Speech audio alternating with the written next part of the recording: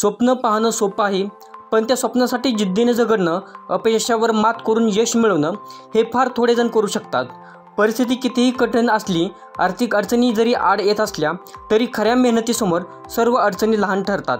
आज आपण अशीच एक प्रेरणादायी कथा पाहणार आहोत, एका मेंढपाळाच्या मुलाची, ज्याने परिस्थितीच्या मर्यादा तोडून UPSC परीक्षेत देशभरात आपलं नाव उज्ज्वल केलं आहे।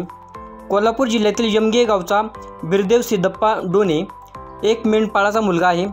लहानपणापासूनच त्याच्या मनात IPS अधिकारी व्हायचं मोठं स्वप्न होतं।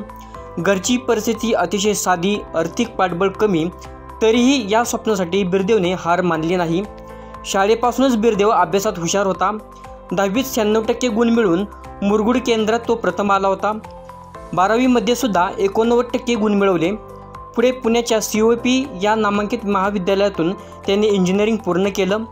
UPSCसाठी मोठा आर्थिक खर्च लागतो, म्हणून वडिलांनी नोकरी कर असं सांगितलं, पण बिरदेवच्या जिद्दीपुढे सगळं फिकं पडलं।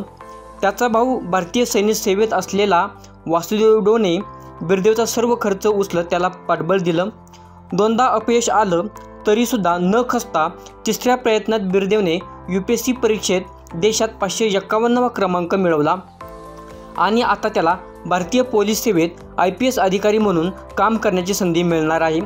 निकालाच्या दिवशी बिरदेव आपल्या कुटुंबासोबत बेळगावजवळ मेंढ्यांच्या कळपात होता। तिथेच धनगरी फेटा घालून त्याचा सत्कार झाला। गावाने आनंदाने एकत्र येऊन जल्लोष केला। जिद्द असेल, मेहनत न थांबवली तर कोणतीही परिस्थिती आपल्याला रोखू शकत नाही।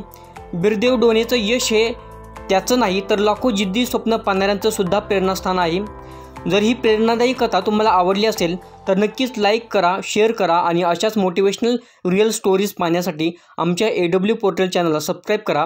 तुमच्या प्रतिक्रियांना आम्ही नेहमीच स्वागत करतो।